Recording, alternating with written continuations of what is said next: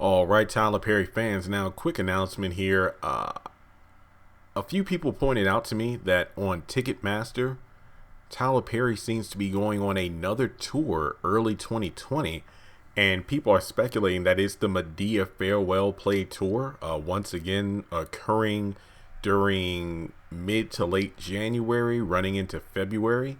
And I'm actually pretty shocked by this. I'm seeing shows in like Charlotte, North Carolina, Columbus, Georgia, Nashville, Tennessee, and yeah, I'm surprised. I mean, to be honest, I thought that the Madea Farewell Play Tour by now would at least be on DVD, because I honestly wanted a copy. Unfortunately, I wasn't able to make it to the actual play itself, because I saw like people sending me photos of the programs and clips of the show, and I wanted to see it.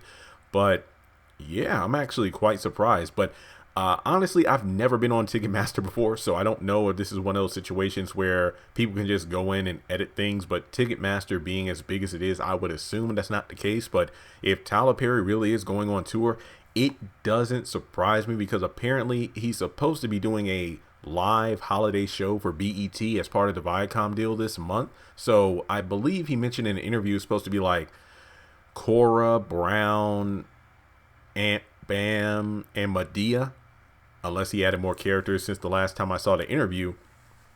So to actually have Madea live on, a network like BET, I don't think that wouldn't be a bad idea to go on tour, because the hype for Madea will still be alive because people still love Madea, and actually go on tour again, I have no doubt it would sell out. So we'll just have to wait and see. But I mean, the way Tyler Perry talked about killing off or retiring Madea really sounded like that time Jaleel White said in an interview, like, if you ever see me in those suspenders again, referencing Steve Urkel, kill me.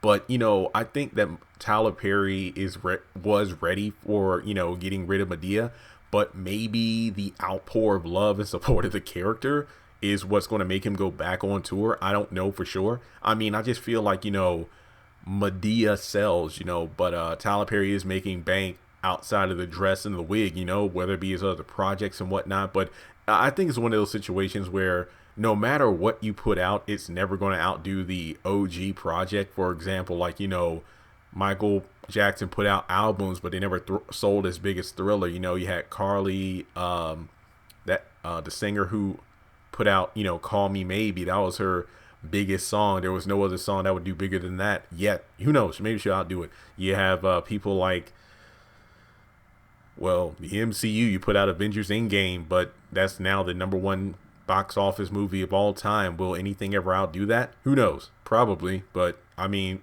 to be honest though, just because you do something that's the biggest thing you'll ever do doesn't mean you won't put out projects that will outdo it in terms of the quality, but it doesn't mean you'll outsell it. So if Madea goes on tour and it's in my area, I will definitely go. If I'm not mistaken, I think he came to either Roanoke or Danville, but I couldn't make it.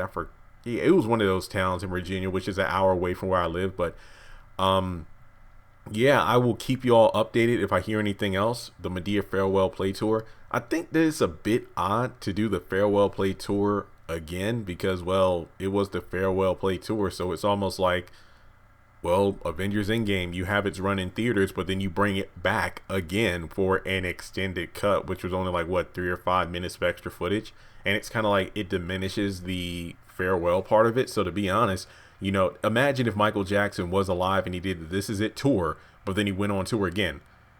It would kind of tarnish the This Is It. But then again, if This Is It really was super successful, then he probably would have done it again. You know what I mean? So I think that if this Madea thing is actually happening, I wouldn't mind another Madea story. But then again, I did not see the farewell tour itself, so I really don't know how that play ended. I don't know if that was like a final chapter of Madea, or it just felt like another Madea play, where it's own standalone story, as opposed to wrapping up Madea once and for all. So kind of like the Madea family funeral. You watch that movie, it doesn't feel like the final Madea film. It feels like another Madea film, which was honestly one of the better ones in my opinion. So yeah, that's real odd. That's said.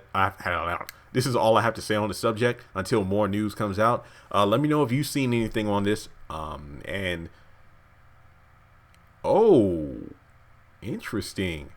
Beverly Hills, California. I just noticed this. An evening with Tyler Perry's The Oval. This is December 10th at 7 p.m. The Paisley Center for Media. Interesting.